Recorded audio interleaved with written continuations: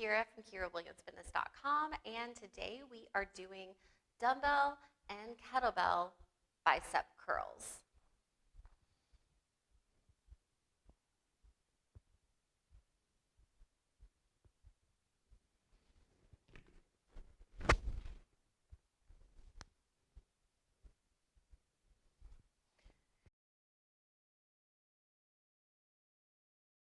So the most important thing to know about when we're doing bicep curls is to make sure that we always get to full extension with our elbows.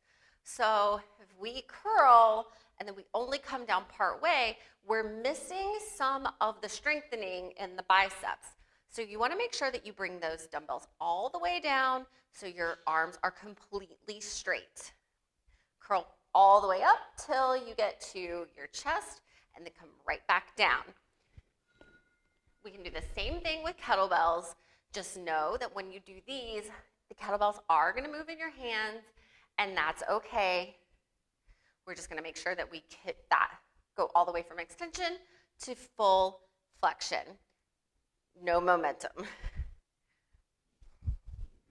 So for more arm building exercises like this, sign up for online personal training at KyraWilliamsFitness.com.